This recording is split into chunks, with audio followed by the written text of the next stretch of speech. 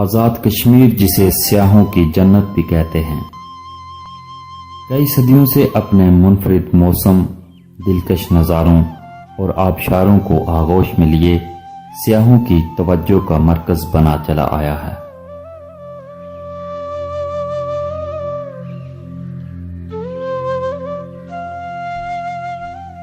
اسی خطے میں واقع ایک وادی، جسے وادی نیلم کہا جاتا ہے، اپنے حسن و جمال کی وجہ سے جنت کا ٹکڑا کہلاتی ہے۔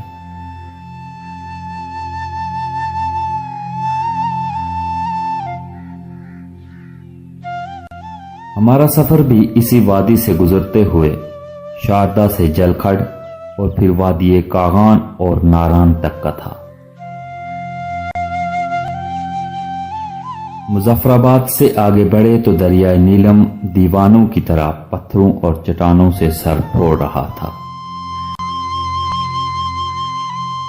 ہمارا سفر جاری تھا اور کبھی ہم دریا کے بالکل قریب اور کبھی ہزاروں فٹ کی بلندی تک پہنچ جاتے۔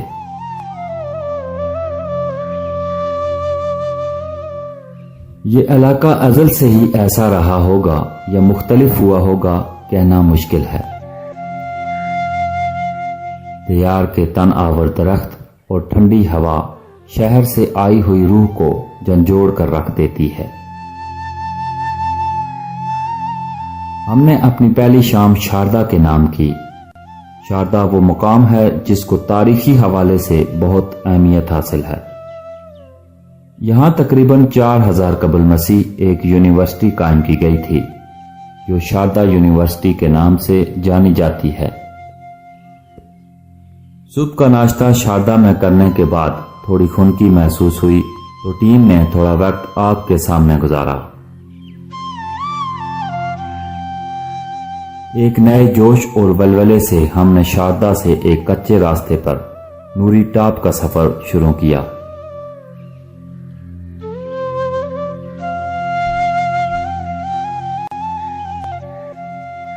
ہمارے موٹر سائیکل جب نالے کے پل سے گزرے تو ٹھنڈی ہوا کا ایک طوفان سا اٹھا، ہمارے کپڑے اڑنے لگے۔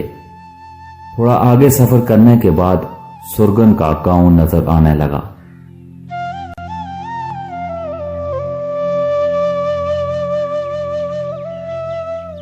یہاں کے لوگ کھیتی باڑی کرتے ہیں اور مال مویشی پالتے ہیں، اور اسی سے ان کا گزر اوقات ہوتا ہے۔ یہاں کے نظارے عقل و نظر پر سحر طاری کر دیتے ہیں۔ یہاں کے لوگ نہایت ملنسار اور خوش اخلاق ہیں۔ تھوڑا آگے بڑھے تو پہاڑوں کا ایک بلند و بالا سلسلہ شروع ہو گیا۔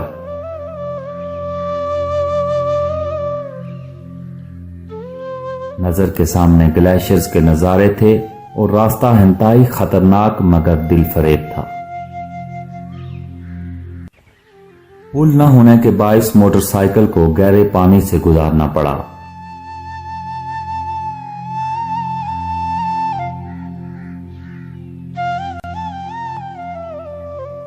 کہا جاتا ہے کہ یہ گلیشیئر دن میں 1 فٹ تک آگے بڑھتے جاتے ہیں۔ ایک گلیشیئر سے دور ہوتے تو دوسرا نزدیک آنے لگتا۔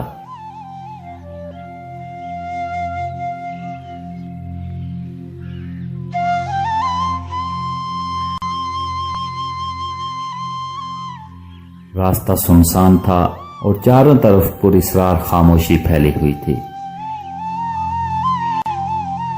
نوری ٹاپ پر پہنچے تو جنگلی پھولوں کے باغات نے ہمارا استقبال کیا۔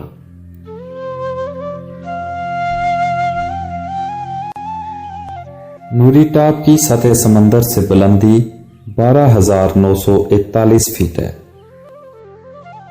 اس بلندی پر پہنچ کر انسان خود کو قدرت کے بہت قریب محسوس کرتا ہے۔ یہ دھرتی پر مانو جیسے جنت کا ٹکڑا لا کر رکھ دیا گیا ہو۔ یہاں کی خاموشی میں بھی ایک گویائی ہے۔ آواز آسانی سے میلوں دور تک سنائی دیتی ہے۔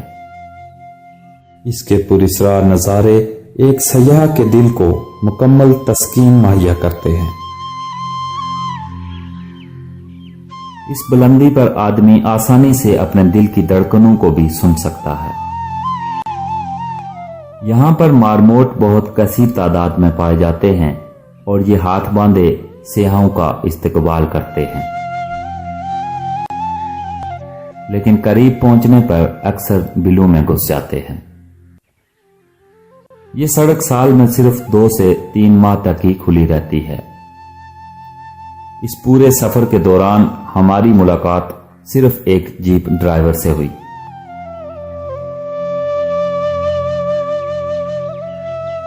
जब शाम ढलने लगी तो चरवाहे अपने रेवड़ों को घरों की तरफ ले जाते नजर आए और हम भी अपनी मंजिल जलखड़ की तरफ रवाना हुए।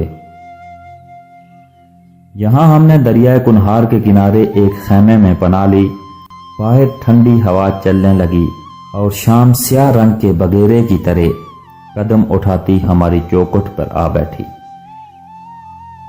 पहाड़ों की शाम खामोश, उदास, शफीक और कर्बनाक होती है।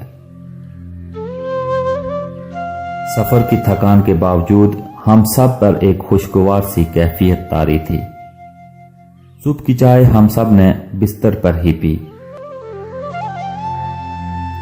और फिर बाहर निकले तो कोहर में लिपटे हुए पहाड़ नजर आए तो मूड खुशगवार हो गया।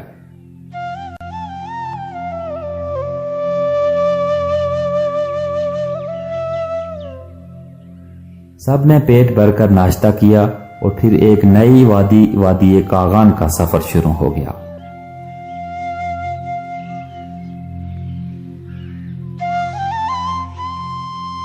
यहाँ के लोग आलू और मटर की बकसरत काश्त करते हैं।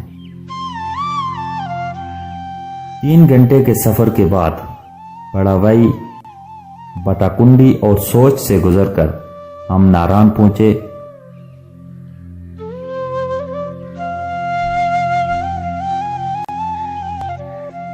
और फिर निहायत ही एक खस्ता हाल सड़क के जरिए झील सैफुल मलूक तक का सफर किया। नारायण पत्थरों का कस्बा है। सड़कों पर पत्थर, गलियों में पत्थर, हर तरफ पत्थर ही पत्थर नजर आते हैं। अलबत्ता यहाँ झील सैफुल मलूक देखने से ताल्लुक रखती है। इस इलाके में ट्राउट मछली बकसरत पाई जाती है और जायके के एतबार से निहायत लजीज मछलियों में शुमार की जाती है।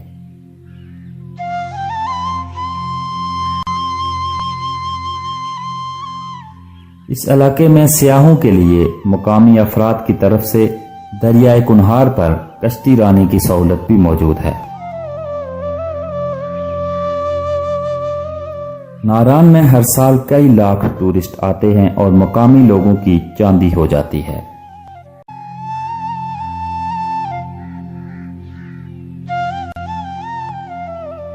झील सैफुल मलूक से वापसी के बाद वादी कागान से होते हुए हमारा सफर इख्तिताम पजीर हुआ।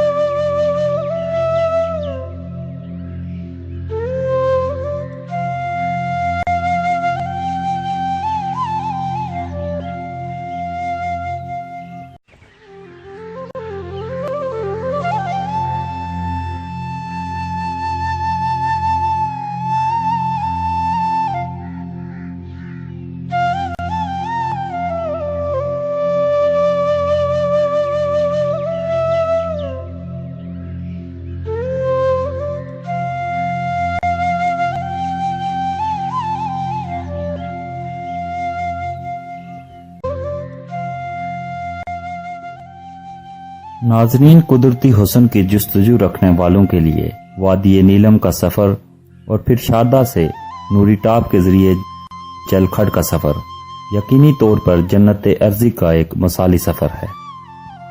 اگر آپ یہ سفر کرنا چاہتے ہیں تو نہایت ہی خوبصورت نظارے آپ کی دید کے منتظر ہیں۔ اسی کے ساتھ راجہ فہیم ذوق کو اجازت دیجیے۔ اللہ نگہبان۔